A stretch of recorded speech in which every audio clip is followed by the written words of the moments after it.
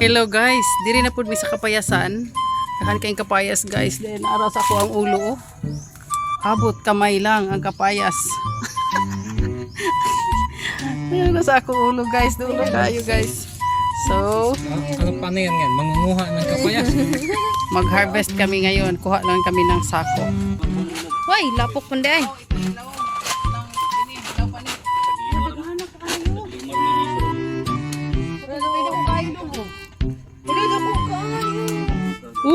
Nidako kayo.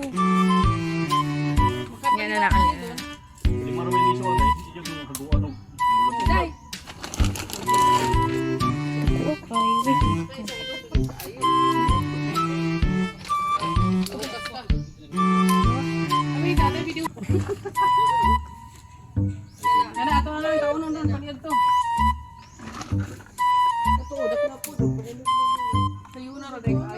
Ako sa mga dili ko mahawid na sa ako. Ay mo hinog. Ako na sa kayo. Hinog pala kayo. Hinog. At ibang thumbnail na lang guys. So ako na urang kada ko kapayas so. Naong giwat yo. Diba oh. Ay, pareha ni kaliwat or Pareha, kanimi lahi. kini murag akong kita na murag lamig ni upunod. Oo. Di ka daw gibug-up. Problema na kang Kadhan ka sila diri. Na-excite kayo ka. Okay. Lagi Daghan kayo. Ready ko sa balay, magdala pag ito sa eskwelahan ani. bukas dito.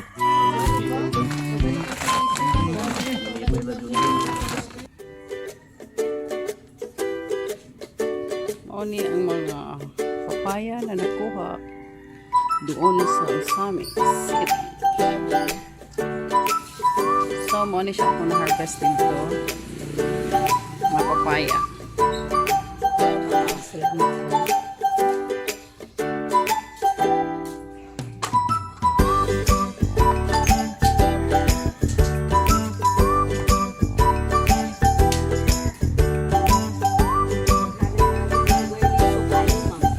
Dagha, depende sa maniba bitaw. So, mo na niya ito ang mga papaya na nakuha doon sa Usamis sa farm. Putahe. Gagawa tayo ng ATSARA. Ito, dahil hinog na to, hiwain na lang natin to para panghimagas. Panghimagas.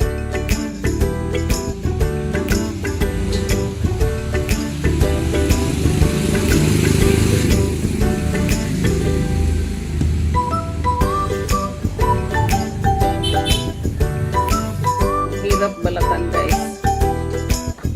Hirap balatan.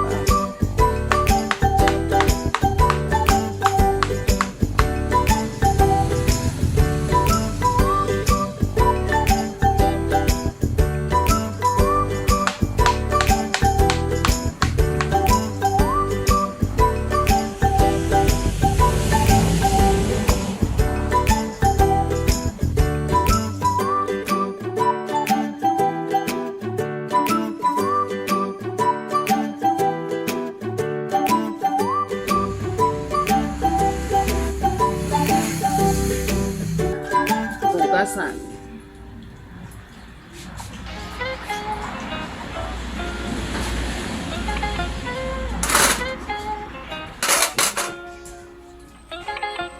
Size.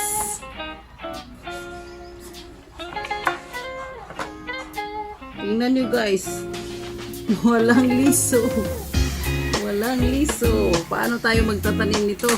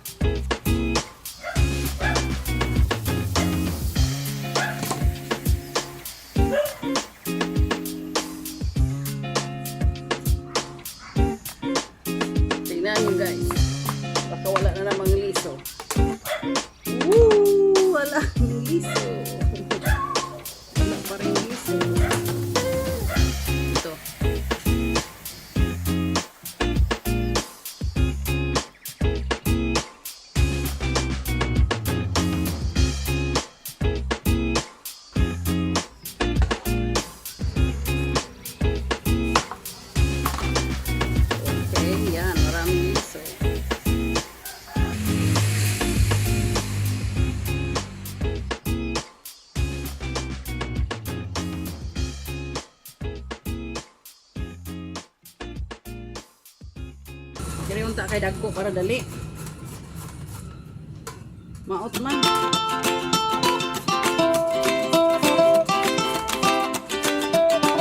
Try natin isa.